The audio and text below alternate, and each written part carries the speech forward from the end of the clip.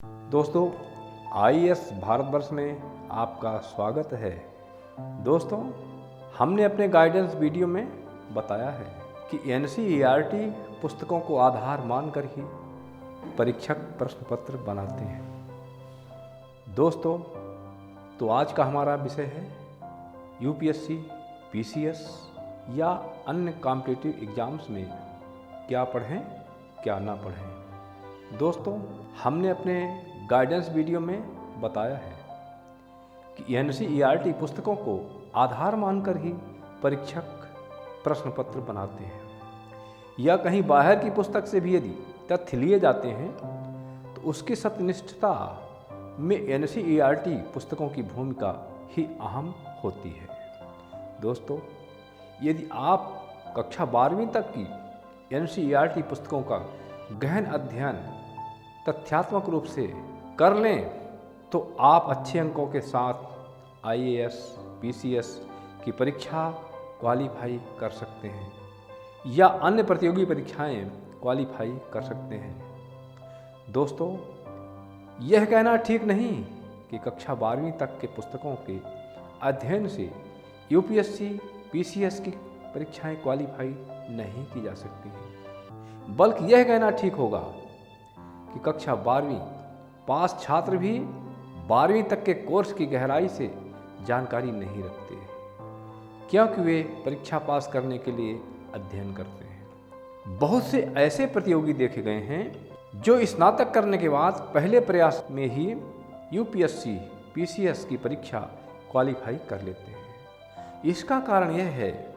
कि इनका अध्ययन बारीकीपूर्ण होता है। कक्षा 6वीं से लेकर हम क्रमशः भूगोल विषय के प्रमुख टॉपिकों पर चर्चा करेंगे। सही अध्ययन के लिए आप लगातार हमारा वीडियो देखते रहें। तो चलिए अब मुख्य टॉपिक पर आते हैं, और आज का हमारा टॉपिक है सौरमंडल में हमारी पृथ्वी। सबसे पहले तो हमें यह जानना चाहिए कि जियोग्राफी है क्या। दोस्तों, जियोग्राफी एक अंग्रेजी शब्द है। यह ग्रीक भाषा से लिया गया है शब्द है, जिसका अर्थ होता है पृथ्वी का विवरण। यह 2 ग्रीक शब्दों से मिलकर बना है, जिसमें जियो शब्द का अर्थ है पृथ्वी एवं ग्राफिया का अर्थ है लिखना या पृथ्वी का अध्ययन। अर्थात जियोग्राफी का मतलब है पृथ्वी का अध्ययन। आइए पृथ्वी के संबंध में और अधिक जानें। आकाश में असंख्य चमकते हुए बिंदु जैसे आकृतियाँ हम सब देखते हैं, जिनमें से कुछ चमकीले होते हैं एवं कुछ धुंधले। इनमें से कुछ टिमटिमाते हुए प्रतीत होते हैं, परंतु कुछ बिना किसी टिमटिमाहट के चंद्रमा के समान लगातार चमकते रहते हैं। इन चमकीली वस्तुओं के साथ आप लगभग प्रतिदिन चंद्रमा को भी देखते हैं। यह अलग अलग समय पर अलग अलग आकार तथा अलग अलग स्थितियों में दिखाई पड़ता है। आप पूर्ण चंद्र को लगभग 1 महीने में एक बार देख सकते हैं। यह पूर्ण चंद्रमा वाली रात या पूर्णिमा की रात होती है। इसके 15वें दिन हम चंद्रमा को नहीं देख सकते हैं। इसे नए चंद्रमा की रात्रि या अमावस्या कहा जाता है। तो अब आगे चर्चा करते हैं खगोलीय पिंडों पर। सूर्य के अत्यधिक तेज प्रकाश के कारण रात के समय हम आसमान में चमकने वाली वस्तुओं को दिन में नहीं देख पाते, जबकि रात्रि में इन्हें हम आराम से देख सकते हैं। सूर्य, चंद्रमा तथा वे सभी वस्तुएं जो रात के समय आसमान में चमकती हैं खगोलीय पिंड कहलाती हैं। खगोलीय पिंडों एवं उनकी गति के संबंध में अध्ययन करने वालों को क्या कहते हैं? खगोल शास्त्री। आर्यभट्ट प्राचीन भारत के प्रसिद्ध खगोल शास्त्री थे। उन्होंने कहा था कि सभी ग्रह तथा चंद्रमा परावर्तित सूर्य प्रकाश के कारण चमकते हैं। आज विश्व के सभी भागों में खगोलविद ब्रह्मांड के रहस्यों को खोजने में लगे हुए हैं। अब अगला चर्चा हमारी है ताराओं पर। कुछ खगोलीय पिंड बड़े आकार वाले तथा गर्म होते हैं। ये गैसों से बने होते हैं। इनके पास अपनी ऊष्मा तथा प्रकाश होता है जिसे वे बहुत बड़ी मात्रा में उत्सर्जित करते हैं। ऐसे खगोलीय पिंडों को तारा कहते हैं। हमारा सूर्य जो हम रोज देखते हैं वह भी एक तारा है। रात के समय चमकने वाले अनगिनत तारों में से अधिकांश सूर्य के समान ही हैं, लेकिन हमसे बहुत अधिक दूर होने के कारण हम लोग उनकी ऊष्मा या प्रकाश को महसूस नहीं कर पाते हैं तथा वे अत्यंत छोटे दिखाई पड़ते हैं। कुछ दूरी से देखने पर सामान्यतः सभी वस्तुएं छोटी दिखाई पड़ती हैं। अत्यधिक ऊंचाई पर उड़ रहा हवाई जहाज इसी कारण से बहुत छोटा दिखाई पड़ता है। समझ में बात आ रही ना? अब अगला चर्चा हमारी होगी नक्षत्र मंडल पर। आसमान में तारों के विभिन्न समूहों द्वारा बनाई गई विविध आकृतियों को नक्षत्र मंडल कहते हैं। अर्सा मेजर या बिग बियर इसी प्रकार का एक नक्षत्र मंडल है। सप्तर्षि यह 7 तारों का समूह है जो कि नक्षत्र मंडल अर्सा मेजर का एक भाग है। तो चलिए अब देख लेते हैं ध्रुव तारा को। प्राचीन समय में लोग रात्रि में दिशा का निर्धारण तारों की सहायता से किया करते थे। उत्तरी तारा या ध्रुव तारा उत्तर दिशा को बताता है। यह आसमान में हमेशा एक ही स्थान पर रहता है, उत्तर की ओर। हम सप्तर्षि मंडल की सहायता से ध्रुव तारे की स्थिति को जान सकते हैं। सप्तर्षि मंडल के निचले 2 पायदान वाले संकेतक तारों को आपस में मिलाते हुए एक काल्पनिक रेखा खींची जाए एवं उसे आगे की ओर बढ़ाया जाए तो यह ध्रुव तारे की ओर इंगित करेगी। बात समझ में आ रही होगी। तो अब चर्चा कर लेते हैं ग्रहों पर। कुछ खगोलीय पिंडों में अपना स्वयं का प्रकाश एवं ऊष्मा नहीं होती है। वे तारों के प्रकाश से प्रकाशित होते हैं। ऐसे पिंडों को हम ग्रह कहते हैं। ग्रह जिसे अंग्रेजी में प्लैनेट भी कहते हैं। ये प्लैनेट शब्द ग्रीक भाषा के प्लेनेटाई शब्द से बना है, जिसका अर्थ होता है परिभ्रमक, अर्थात चारों ओर घूमने वाले। हमारे सौर मंडल में 8 ग्रह हैं। पहले 9 ग्रह थे और अब 8 ग्रह हैं। प्लूटो को ग्रहों की कैटेगरी से हटा दिया गया है। सूर्य से दूरी के अनुसार इनका क्रम है बुध, शुक्र, पृथ्वी, मंगल, बृहस्पति, शनि, यूरेनस तथा नेपच्यून। ध्यान दीजिएगा, बृहस्पति, शनि तथा यूरेनस के चारों ओर छल्ले हैं। किसके चारों ओर छल्ले हैं? बृहस्पति, शनि तथा यूरेनस के चारों ओर छल्ले हैं, वलय हैं। ये छल्ले विभिन्न पदार्थों के असंख्य छोटे छोटे पिंडों से बनी हुई पट्टियां हैं। क्या हैं? पट्टियां। पृथ्वी से इन छल्लों को शक्तिशाली दूरबीन की सहायता से आराम से देखा जा सकता है। अगर आपके हाथ ऐसी कोई दूरबीन लगे तो आप देखने का प्रयास कीजिएगा। अब अगली चर्चा हमारी है उपग्रह या चंद्रमाओं पर। उपग्रह एक खगोलीय पिंड है जो ग्रहों के चारों ओर उसी प्रकार चक्कर लगाता है जिस प्रकार ग्रह सूर्य के चारों ओर चक्कर लगाते हैं। आसमान में दिखने वाला चंद्रमा एक उपग्रह है जिसे हम हमेशा देखते हैं। ये हमारी पृथ्वी का सहचर है तथा इसके चारों ओर चक्कर लगाता है। हमारी पृथ्वी के समान 7 अन्य ग्रह भी हैं जो सूर्य से प्रकाश एवं ऊष्मा प्राप्त करते हैं। उनमें से बुध और शुक्र को छोड़कर शेष 6 ग्रहों के पास अपने चंद्रमा भी हैं। देखिए, बुध और शुक्र जो सूर्य से दूरी के क्रम में पहले और दूसरे ग्रह हैं। ध्यान दीजिएगा, याद रखिएगा, इनके पास अपने चंद्रमा नहीं है। ये चंद्रमा विहीन ग्रह हैं। बाकी के शेष 6 ग्रहों के पास अपने चंद्रमा हैं। तो ये रही ग्रहों पर चर्चा। अब आगे हम चर्चा कर लेते हैं थोड़ा सा मानव निर्मित उपग्रहों पर। मानव निर्मित उपग्रह एक कृत्रिम पिंड होते हैं। ये वैज्ञानिकों के द्वारा बनाए जाते हैं, जिनका उपयोग ब्रह्मांड के बारे में जानकारी प्राप्त करने एवं पृथ्वी पर संचार के माध्यम क्रियाशील करने के लिए किया जाता है। इन्हें रॉकेट के माध्यम से अंतरिक्ष में भेजा जाता है और पृथ्वी की कक्षा में स्थापित कर दिया जाता है। अंतरिक्ष में उपस्थित कुछ भारतीय उपग्रह इनसैट, IRS, एडुसैट इत्यादि हैं। तो हमारी चर्चा है पृथ्वी पर। पृथ्वी जिस पर हम रहते हैं यही पृथ्वी है। यह एक ग्रह है। यह अपना संपूर्ण प्रकाश एवं ऊष्मा सूर्य से प्राप्त करती है। सूर्य पृथ्वी के सबसे नजदीक का तारा है। पृथ्वी को बहुत अधिक दूरी से, जैसे चंद्रमा से देखने पर यह चंद्रमा की तरह चमकती हुई प्रतीत होती है। अब चर्चा कर लेते हैं सौर मंडल पर। पौराणिक रोमन कहानियों में सौर सूर्य देवता को कहा जाता है।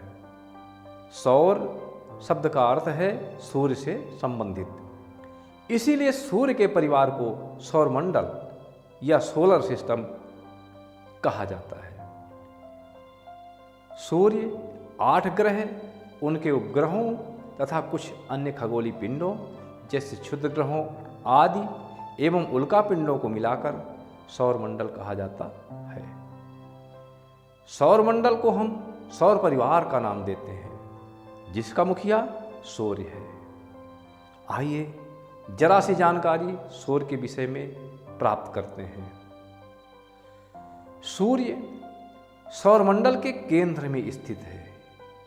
यह बहुत बड़ा है एवं अत्यधिक गर्म गैसों से बना हुआ है। सूर्य का आकर्षण बल संपूर्ण सौरमंडल को सूर्य से बांधे रखता है। सूर्य सौरमंडल के लिए प्रकाश एवं ऊष्मा का एकमात्र स्रोत है, लेकिन हम इसकी अत्यधिक तेज ऊष्मा को महसूस नहीं कर पाते हैं। क्यों? क्योंकि यह पृथ्वी से सबसे नजदीक का तारा होने के बावजूद भी हमसे बहुत दूर है। सूर्य पृथ्वी से लगभग 15 करोड़ किलोमीटर दूर है। आप जानते हैं कि प्रकाश की गति लगभग 3 लाख किलोमीटर प्रति सेकंड है। इस गति के बावजूद सूर्य के प्रकाश को पृथ्वी तक पहुंचने में लगभग 8.5 मिनट का समय लगता है। अब देख लेते हैं हम सौरमंडल के ग्रहों को। हमारे सौरमंडल में 8 ग्रह हैं, यह हम पहले भी बता चुके हैं। सूर्य से दूरी के अनुसार ये हैं बुध, शुक्र, पृथ्वी, मंगल, बृहस्पति, शनि, यूरेनस या अरुण तथा नेपच्यून या वरुण। सौरमंडल के सभी 8 ग्रह एक निश्चित दीर्घ वृत्ताकार पथ पर सूर्य का चक्कर लगाते हैं। इसी पथ को इनकी कक्षा कहते हैं। अपनी कक्षा में शुक्र एवं यूरेनस दक्षिण दिशा में सूर्य की परिक्रमा करते हैं, यानी दायावर्त सूर्य की परिक्रमा ये करते हैं। कौन कौन? शुक्र एवं यूरेनस दक्षिणावर्त दिशा में सूर्य की परिक्रमा करते हैं। बाकी के सभी ग्रह वामावर्त दिशा में सूर्य की परिक्रमा करते हैं। शुक्र एवं यूरेनस को छोड़ करके जो और ग्रह हैं 6 ग्रह, वो वामावर्त यानी बाईं दिशा की ओर सूर्य की परिक्रमा करते हैं। आइए प्रत्येक ग्रह की अलग अलग कुछ जानकारी प्राप्त करते हैं। तो हम सूर्य से दूरी के अनुसार पहले क्रम का ग्रह है बुध को देख लेते हैं। बुध सूर्य के सबसे नज़दीक का ग्रह है और सूर्य से दूरी के क्रम में सबसे पहला ग्रह है। इसकी दैनिक गति 59 दिन में पूरा होता है, यानी यह अपनी धुरी पर 59 दिन में एक चक्कर पूरा करता है, यानी इसके दिन रात मिलाकर पृथ्वी के 59 दिन के बराबर होते हैं। अब हम यदि बुध के वार्षिक गति की बात करें तो यह सूर्य के चारों ओर 88 दिन में एक चक्कर पूरा कर लेता है। चलिए अब दूसरे नंबर के ग्रह शुक्र के विषय में कुछ जानकारी प्राप्त करते हैं। शुक्र सूर्य की दूरी के क्रम से दूसरा ग्रह है और शुक्र को पृथ्वी का जुड़वां ग्रह भी कहा जाता है। क्यों कहा जाता है? क्योंकि इसका आकार एवं आकृति लगभग पृथ्वी के ही समान है। यह अपनी दैनिक गति 243 दिन में पूरा करता है, यानी शुक्र के दिन और रात की लंबाई पृथ्वी के 243 दिनों के बराबर होती है। और यह अपनी वार्षिक गति में सूर्य की एक परिक्रमा 255 दिन में पूरी कर लेता है। अब नंबर आता है तीसरे ग्रह पृथ्वी का। पृथ्वी सूर्य से दूरी के हिसाब से तीसरा ग्रह है। आकार में यह पांचवां सबसे बड़ा ग्रह है। आकार में कैसा है? पांचवां सबसे बड़ा ग्रह है। यह ध्रुवों के पास थोड़ी चपटी है। यही कारण है कि इसके आकार को भूआभ कहा जाता है। भूआभ का अर्थ आप शायद समझते होंगे। भूआभ का अर्थ है पृथ्वी के समान आकार। जीवन के लिए अनुकूल परिस्थितियां संभवतः केवल पृथ्वी पर ही पाई जाती हैं। पृथ्वी न तो अधिक गर्म है और न ही अधिक ठंडी। यहाँ पानी एवं वायु उपस्थित है जो पृथ्वी पर जीवन पनपने के लिए आवश्यक है। वायु में जीवन के लिए आवश्यक गैसें जैसे ऑक्सीजन आदि भी मौजूद हैं। इन्हीं कारणों से पृथ्वी सौरमंडल का सबसे अद्भुत ग्रह भी माना जाता है। क्यों अद्भुत ग्रह माना जाता है? क्योंकि यहाँ जीवन के लिए अनुकूल परिस्थितियां मौजूद हैं। अंतरिक्ष से देखने पर पृथ्वी नीले रंग की दिखाई पड़ती है, क्योंकि इसका 2/3 सतह पानी से ढका हुआ है। आप सभी जानते हैं, इसीलिए इसे नीला ग्रह भी कहा जाता है। दैनिक गति 24 घंटे में एवं वार्षिक गति 365 दिन में पूरी होती है। पृथ्वी अपनी धुरी पर 24 घंटे में एक चक्कर लगा लेती है और दिन रात के क्रम को पूरा कर लेती है। लेकिन सूर्य की एक परिक्रमा कितने दिन में पूरा करती है? 365 दिन में। सूर्य की एक परिक्रमा यह 365 दिन में पूरी करती है, जिससे हमारा एक साल पूरा हो जाता है। 365 दिन से थोड़ा अधिक भी है, 365 दिन एक पीरियड। अब बात करते हैं चंद्रमा की। हमारी पृथ्वी के पास केवल एक उपग्रह है, चंद्रमा। इसका व्यास पृथ्वी के व्यास का केवल 1/4 अर्थात 3474.2 किलोमीटर है। यह इतना बड़ा इसलिए प्रतीत होता है क्योंकि यह हमारी पृथ्वी से अन्य खगोलीय पिंडों की अपेक्षा सबसे ज़्यादा नज़दीक है। चंद्रमा की दूरी पृथ्वी से लगभग 3,84,400 किलोमीटर है। कितनी है इसकी दूरी पृथ्वी से? 3,84,400 किलोमीटर। अब आप पृथ्वी से सूर्य एवं चंद्रमा की दूरियों की तुलना कर सकते हैं। प्रकाश की गति लगभग 3 लाख किलोमीटर प्रति सेकंड है। इस गति के बावजूद सूर्य के प्रकाश को पृथ्वी तक पहुंचने में लगभग 8.3 मिनट का समय लगता है। नील आर्मस्ट्रांग पहले व्यक्ति थे जिन्होंने 21 जुलाई 1969 को सबसे पहले चंद्रमा की सतह पर कदम रखा था, यह आप सभी जानते होंगे, पर याद रखिएगा चंद्रमा की दैनिक गति और वार्षिक गति दोनों बराबर है। यह लगभग 27 दिन है और इसी के फलस्वरूप पृथ्वी से हमें चंद्रमा का केवल एक ही भाग दिखाई पड़ता है। क्यों एक भाग दिखाई पड़ता है? क्योंकि इसकी दैनिक और वार्षिक गति एक बराबर है। इसी कारण से इसका केवल एक भाग हमें दिखाई पड़ता है। चंद्रमा की परिस्थितियां जीवन के लिए अनुकूल नहीं हैं। यहाँ न पानी है न ही वायु। इसकी सतह पर पर्वत, मैदान एवं गड्ढे हैं जो संपूर्ण चंद्रमा की सतह पर छाया बनाते हैं।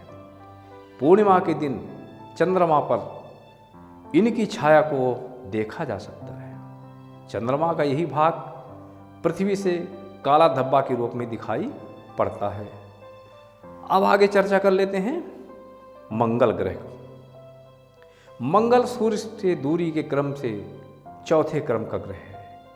मंगल की दैनिक घूर्णन एक दिन यानी 24 घंटे यानी पृथ्वी के बराबर है, परंतु सूर्य के चारों ओर इसकी एक परिक्रमा 6 से 87 दिन में पूरी होती है। कितने दिनों में? 687 दिन में पूरी होती है। इसमें चंद्रमाओं की संख्या 2 है, पृथ्वी से एक ज्यादा। अब चर्चा कर लेते हैं बृहस्पति की। यह सूर्य से दूरी के क्रम का 5वां ग्रह है। इसमें चंद्रमाओं की संख्या लगभग 53 है। यह सूर्य का सबसे बड़ा ग्रह है। बृहस्पति का दैनिक घूर्णन 9 घंटे 56 मिनट में पूरा होता है, जबकि सूर्य के चारों ओर एक परिक्रमा 11 साल 11 महीने में पूरा कर पाता है। ठीक है, अब बात करते हैं शनि। सूर्य की दूरी के क्रम से 6वें क्रम का ग्रह है। इसमें भी चंद्रमाओं की संख्या लगभग 53 है। इसका दैनिक घूर्णन 10 घंटे 40 मिनट में एवं वार्षिक परिक्रमा 29 साल 5 महीने में पूरी होती है। ठीक है, अब अगला ग्रह है यूरेनस। यूरेनस का हिंदी नाम अरुण है। यह सूर्य से दूरी के क्रम का 7वें नंबर का ग्रह है। इसका दैनिक घूर्णन 17 घंटे 14 मिनट में और वार्षिक परिक्रमण 84 साल में पूरा होता है। इसमें चंद्रमाओं की संख्या लगभग 27 है। ठीक है, अब हम अपने सौरमंडल के अंतिम ग्रह की चर्चा कर लेते हैं। इसका नाम है नेपच्यून या वरुण। यह सूर्य की दूरी के क्रम का 8वां ग्रह है। इसका दैनिक घूर्णन 16 घंटे 7 मिनट में एवं वार्षिक परिक्रमण 164 साल में पूरा होता है। इसमें चंद्रमाओं की संख्या 13 है। ठीक है, इस तरह से ग्रहों की चर्चा पूरी होती है। अब देख लेते हैं चंद्रमा युक्त व चंद्रमा विहीन ग्रहों को। तो चंद्रमा विहीन ग्रह कौन कौन से हैं? आप सीधा सीधा दिमाग में रख लीजिए कि सूर्य से दूरी के क्रम में पहले जो 2 ग्रह हैं वे दोनों ही चंद्रमा विहीन हैं। इसके बाद वाले सभी ग्रहों में कुछ न कुछ चंद्रमाओं की संख्या अवश्य है। सबसे अधिक चंद्रमा NCERT के अनुसार बृहस्पति व शनि ग्रहों में 53 है। ठीक है, अब बात कर लेते हैं बलयुक्त ग्रहों की। बलयुक्त ग्रह कौन कौन से हैं? दोस्तों, ये चर्चा हम पहले भी कर चुके हैं। बलयुक्त ग्रह 3 हैं, जिनके चारों ओर वलयाकार छल्ले पाए जाते हैं। ये कौन से ग्रह हैं? सूर्य से दूरी के क्रम से लगातार 5वें, 6वें तथा 7वें क्रम के ग्रह यानी बृहस्पति, शनि तथा यूरेनस के चारों ओर वलयाकार छल्ले हैं। ध्यान रखिएगा, 5वें, 6वें तथा 7वें क्रम के ग्रह बृहस्पति, शनि तथा यूरेनस के चारों ओर वलयाकार छल्ले हैं। ये छल्ले विभिन्न पदार्थों के असंख्य छोटे छोटे पिंडों से बनी हुई पट्टियां हैं। पृथ्वी से इन छल्लों को शक्तिशाली दूरबीन की सहायता से आप देख सकते हैं। अगर ऐसा कभी अवसर आए तो आप इन्हें देख सकते हैं।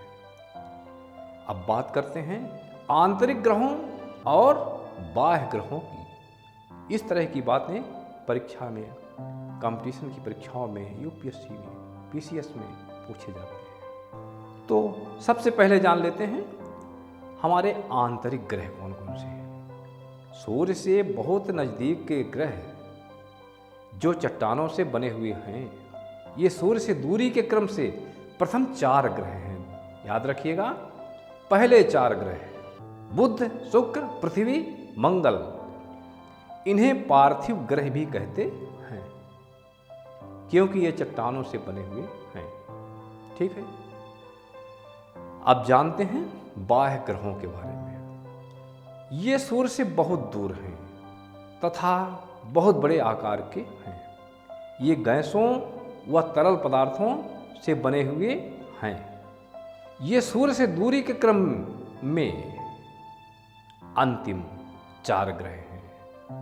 अभी हम प्रथम 4 ग्रहों की चर्चा किए थे जो पार्थिव हैं, लेकिन ये अंतिम 4 ग्रह हैं बृहस्पति, सन, यूरेनस, नेपच्यून। ये बाह्य ग्रह कहलाते हैं और ये गैसों व तरल पदार्थों से बने हुए हैं। अब एक पुरानी चर्चा प्लूटो पर भी कर लेते हैं जो पहले हमारी ग्रहों की श्रेणी में शामिल था। दोस्तों, प्लूटो अब ग्रह नहीं रहा।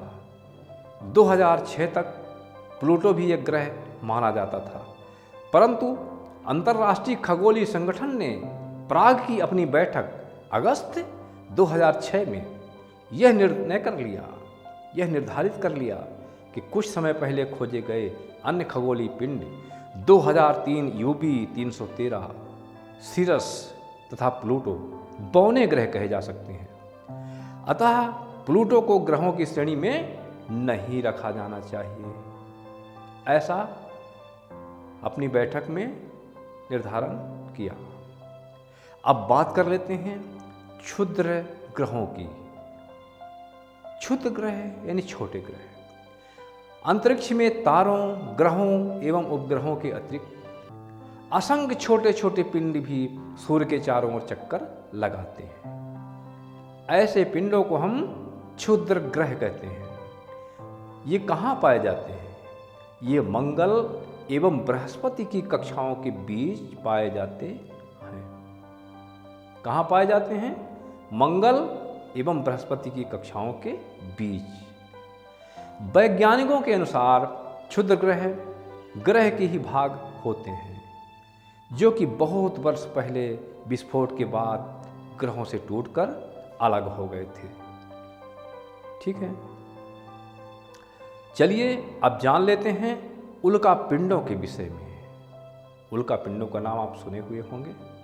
सूर्य के चारों ओर चक्कर लगाने वाले पत्थरों के छोटे छोटे टुकड़ों को उल्का पिंड कहते हैं। कभी कभी ये उल्का पिंड पृथ्वी के इतने नज़दीक आ जाते हैं कि इनकी प्रवृत्ति पृथ्वी पर गिरने को हो जाती है। इस गिरने जैसी प्रक्रिया के दौरान वायु के साथ इनका तीव्र घर्षण होता है और ये ऊपर ही जलकर नष्ट हो जाते हैं। फलस्वरूप चमकदार प्रकाश उत्पन्न होता है। कभी कभी कोई उल्का पिंड पूरी तरह से जले बिना ही पृथ्वी पर गिर जाता है, जिससे धरातल पर बड़े बड़े गड्ढे बन जाते हैं। अब हम कुछ जान लेते हैं आकाश गंगा के बारे में। दोस्तों, तारों वाले खुले आकाश में एक ओर से दूसरी ओर तक फैला हुआ चौड़ी सफ़ेद पट्टी की तरह एक चमकदार रास्ता दिखाई पड़ता है। आप सभी देखते होंगे, रात्रि के समय देखा होगा। यह लाखों तारों का समूह होता है। आकाशगंगा क्या होता है? लाखों तारों का समूह। इसी पट्टी को आकाशगंगा या मिल्की वे कहा जाता है। हमारा सौरमंडल इस आकाशगंगा का एक भाग है। प्राचीन भारत में इसकी कल्पना आकाश में प्रकाश की एक बहती नदी से की गई थी और इस प्रकार इसका नाम आकाशगंगा पड़ा था। और अब आगे जानने का प्रयास करते हैं ब्रह्मांड के विषय में। दरअसल आकाशगंगा जो अभी आपने पढ़ा है वह करोड़ों तारों, बादलों तथा गैसों की एक प्रणाली है, ठीक है। और इस प्रकार की लाखों आकाशगंगाएं मिलकर एक ब्रह्मांड का निर्माण करती हैं। यानी समझ में बात आती होगी। ब्रह्मांड किससे बनता है? लाखों आकाशगंगाओं से मिलकर। आपके मन में यह भी प्रश्न उठता होगा कि ब्रह्मांड कितना बड़ा है। ब्रह्मांड की विशालता की कल्पना करना बहुत कठिन है। इसे अनंत माना जाता है और हम सभी इसी ब्रह्मांड का हिस्सा हैं। अब आप समझ गए होंगे कि हमारा सौरमंडल आकाशगंगा यानी मिल्की वे का एक भाग है जो ब्रह्मांड का हिस्सा है। ब्रह्मांड में लाखों आकाशगंगाएं मौजूद हैं, ठीक है। तो इस तरह से ये पाठ समाप्त हुआ। अब नंबर आता है ज्ञान परीक्षण का। आपने कितना अच्छा इस पाठ को पढ़ा है, आप इसका परीक्षण कर लीजिए। मैं प्रश्न पूछूंगा, आप मन ही मन उसका उत्तर बताएंगे। जब मैं उत्तर बताऊंगा तो आप उससे अपने उत्तर को मिलाएंगे। तो दोस्तों, पहला प्रश्न है, ज्योग्राफी शब्द किस भाषा से निकला शब्द है? बताइए। ग्रीक भाषा से। किससे निकला है? ग्रीक भाषा से। अगला है, जियो शब्द का क्या अर्थ है? पृथ्वी, ठीक। ग्राफिया शब्द का अर्थ क्या है? लिखना, ठीक है। पूर्ण चंद्र कितने दिन पर दिखाई पड़ता है? 30 दिन बाद। पूर्णिमा के कितने दिन बाद अमावस्या होती है? बताइए। 15 दिन बाद। खगोलीय पिंडों एवं उनकी गति का अध्ययन कौन करता है? खगोल शास्त्री। सबसे पहले किसने बताया था कि ग्रह एवं उपग्रह सूर्य के प्रकाश के कारण चमकते हैं? हमारे एक भारतीय खगोल शास्त्री आर्यभट्ट ने यह बताया था कि ग्रह एवं उपग्रह सूर्य के प्रकाश के कारण चमकते हैं। अगला है, पृथ्वी के सर्वाधिक निकट का तारा कौन सा है? सूर्य। कौन सा है? सूर्य। नक्षत्र मंडल क्या है? तारों के विभिन्न समूहों द्वारा बनाई गई विविध आकृतियां। अगला प्रश्न है, तारों की क्या विशेषता होती है? तारों की विशेषता होती है, इनमें स्वयं की ऊष्मा व प्रकाश होता है, ठीक है। अगला प्रश्न है, अर्सा मेजर या बिग बियर क्या है? नक्षत्र मंडल। क्या है? नक्षत्र मंडल। अगला प्रश्न हमारा है, सप्तर्षि क्या है? 7 तारों का समूह जो अर्सा मेजर नक्षत्र मंडल का एक भाग है। ध्रुव तारा किस दिशा में स्थिर रहता है? उत्तर दिशा में, ठीक है। पृथ्वी के उत्तरी ध्रुव के ठीक ऊपर। अगला प्रश्न है, प्लेनेटाई शब्द किस भाषा का है? उत्तर है ग्रीक भाषा का। किसका है? ग्रीक भाषा का। वलय युक्त ग्रह कौन कौन से हैं? वलय युक्त ग्रह बृहस्पति, शनि तथा यूरेनस हैं। ग्रहों के वलय किससे बने हुए हैं? छोटे छोटे पिंडों से, ठीक है। चंद्रमा विहीन ग्रहों के नाम बताइए। बताइए। बुध, शुक्र, बृहस्पति व शनि के कितने चंद्रमा हैं? 53। पृथ्वी के सर्वाधिक नजदीक का तारा कौन सा है? उत्तर है सूर्य। पृथ्वी से सूर्य की दूरी कितनी है? उत्तर होगा 15 करोड़ किलोमीटर। प्रकाश की गति कितनी है? 3 लाख किलोमीटर प्रति सेकंड। अगला प्रश्न है, शुक्र एवं यूरेनस किस दिशा में सूर्य की परिक्रमा करते हैं? दक्षिणावर्त, यानी जब हम परिक्रमा हम स्वयं करें, अपने दाहिने हाथ की ओर जाएं, ऐसे ही सूर्य की परिक्रमा शुक्र एवं यूरेनस ग्रह किया करते हैं। ग्रह किस दिशा में सूर्य की परिक्रमा करते हैं?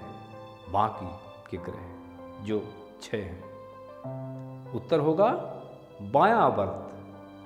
शुक्र एवं यूरेनस को छोड़कर सभी ग्रह बायां वर्त से सूर्य की परिक्रमा करते हैं। किस ग्रह की दैनिक और वार्षिक गति लगभग बराबर है? शुक्र की, क्रमशः 243 और 255 दिन। अगला प्रश्न है, किस आकाशीय पिंड की दैनिक व वार्षिक गति एकदम बराबर है? चंद्रमा की, लगभग 27 दिन। चंद्रमा की पृथ्वी से दूरी कितनी है? 3,84,000 किलोमीटर लगभग। पृथ्वी को अद्भुत ग्रह क्यों कहा जाता है? क्योंकि इसमें जीवन के लिए आवश्यक पानी एवं वायु की उपस्थिति है। जीवन की दशाएं, अनुकूल परिस्थितियां उपलब्ध हैं, इसलिए। भूभाग का क्या मतलब होता है? पृथ्वी का ध्रुवों पर जरा चपटी होना ही भूभाग है। अंतरिक्ष से पृथ्वी कैसी दिखाई पड़ती है? नीली। पृथ्वी की वार्षिक गति कितने दिन में पूरी होती है?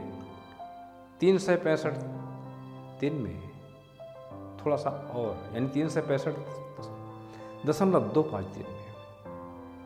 चंद्रमा का आकार कितना है? पृथ्वी का केवल 1/4। सूर्य का प्रकाश पृथ्वी पर कितने समय में पहुंचता है? 8.3 मिनट में। चंद्रमा पर जाने वाले पहले यात्री कौन थे? Neil Armstrong. 1969 में पहली बार चंद्रमा पर कदम रखे थे। मंगल ग्रह कितने समय में अपनी धुरी पर एक बार घूम जाता है? 24 घंटे में, यानी पृथ्वी के बराबर ही समय में। सबसे बड़ा ग्रह कौन सा है? बृहस्पति। मंगल ग्रह में कितने चंद्रमा हैं? केवल 2। शनि की दैनिक गति कितने समय में पूरी होती है? 10 घंटे 40 मिनट में। ऐसे कितने ग्रह हैं जिनकी दैनिक घूर्णन का समय पृथ्वी से कम या उसके बराबर है? सूर्य से दूरी के क्रम में पृथ्वी के बाद वाले सभी ग्रह ऐसे हैं। क्या है? सूर्य से दूरी के क्रम में पृथ्वी से बाद वाले सभी ग्रह ऐसे हैं जिनकी दैनिक घूर्णन का समय पृथ्वी के बराबर है या तो उससे कम है। मंगल और पृथ्वी का घूर्णन समय एक बराबर 24 घंटे है। बृहस्पति, सन, यूरेनस और नेपच्यून का कम है। दैनिक घूर्णन में पृथ्वी से अधिक समय लेने वाले ग्रह कौन से हैं? पृथ्वी से पहले वाले दोनों ग्रह, यानी बुध व शुक्र ऐसे हैं जो दैनिक घूर्णन में पृथ्वी से अधिक समय लेते हैं। सौर मंडल के ग्रहों में कौन सर्वाधिक समय में सूर्य की एक परिक्रमा पूरी करता है? यह है नेपच्यून, 164 साल में परिक्रमा पूरी करता है। ग्रहों को सूर्य की परिक्रमा करने के समय के अनुसार समायोजित कीजिए। सेम सूर्य की दूरी के क्रम से क्रमशः ग्रह सूर्य की परिक्रमा करने में अधिक समय लेते हैं, यानी बुध, शुक्र, पृथ्वी, मंगल, बृहस्पति, सन, यूरेनस और नेपच्यून। आंतरिक ग्रह कौन से हैं? सूर्य से दूरी क्रम के पहले 4 ग्रह हैं, यानी बुध, शुक्र, पृथ्वी और मंगल। आंतरिक ग्रहों की क्या विशेषता है? ये पार्थिव ग्रह हैं, यानी चट्टानों से बने हुए हैं। बाह्य ग्रह कौन से हैं? सूर्य से दूरी के क्रम के अंतिम 4 ग्रह, यानी बृहस्पति, शनि, यूरेनस और नेपच्यून। बाह्य ग्रहों की क्या विशेषता है? सूर्य से बहुत दूर हैं, बड़े आकार के हैं और गैसीय पदार्थों से बने हुए हैं। प्लूटो को कब ग्रह समूह से अलग कर दिया गया? उत्तर है प्राग के 2006 के अंतर्राष्ट्रीय खगोलीय संगठन की बैठक में लिए गए एक निर्णय के समय से। 2003 UB 313 सीरस तथा प्लूटो कैसे ग्रह हैं? बौने ग्रह। कैसे ग्रह हैं ये? बौने ग्रह। क्षुद्र ग्रह किन दो ग्रहों के बीच में पाए जाते हैं? मंगल एवं बृहस्पति की कक्षाओं के बीच। उल्कापिंड क्या होते हैं? पत्थरों के छोटे छोटे टुकड़े जो सूर्य का चक्कर लगाते रहते हैं। उल्कापिंड गिरने से पहले जलने क्यों लगते हैं? वायु के तीव्र घर्षण के कारण। आकाश गंगा क्या है? लाखों करोड़ों तारों, बादलों व गैसों के समूह से बनी पट्टी या प्रणाली। सौरमंडल का आकाशगंगा से क्या संबंध है? सौरमंडल आकाशगंगा का एक भाग है। ब्रह्मांड क्या है? लाखों आकाशगंगाओं के मेल से बनी दुनिया ही ब्रह्मांड है। अब हम कुछ लघुत्तरीय प्रश्न बोल रहे हैं जिनके उत्तर आप हमारे लेक्चर में ढूंढकर अपने नोटबुक में लिखिए। निम्नलिखित प्रश्नों के उत्तर संक्षेप में दीजिए। ग्रह और तारे में क्या अंतर है? सौरमंडल से आप क्या समझते हैं? सूर्य से उनकी दूरी के अनुसार सभी ग्रहों के नाम लिखें। पृथ्वी को अद्भुत ग्रह क्यों कहा जाता है? हम हमेशा चंद्रमा के एक ही भाग को क्यों देख पाते हैं? अगला प्रश्न है, ब्रह्मांड क्या है? और किस ग्रह को पृथ्वी के जुड़वां ग्रह के नाम से जाना जाता है? अगला प्रश्न है, सूर्य से तीसरा सबसे नजदीक ग्रह कौन सा है? तो दोस्तों, इस तरह से हमारा यह अध्याय समाप्त हुआ।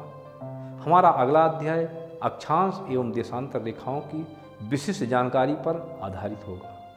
कक्षा 6वीं से कक्षा 12वीं तक के NCERT के महत्वपूर्ण टॉपिकों की गहराई एवं बारीकी से जानकारी के लिए हमारा IAS भारतवर्ष चैनल देखना ना भूलें। आपसे कोई अध्याय छूटने ना पाए, इसलिए आप हमारे चैनल को सब्सक्राइब, लाइक व शेयर जरूर कीजिए। आपके दिए गए संबल से ही हम इस श्रृंखला को पूरा करने में सफल हो पाएंगे। साथ ही हमें आप कमेंट जरूर लिखें, जिससे हम आपकी भावनाओं, समस्याओं व प्रश्नों को समझ सकेंगे व सुलझाने का प्रयास करेंगे। तो फिर मुलाकात होगी बाद में अगले वीडियो पर। धन्यवाद दोस्तों। जय हिंद।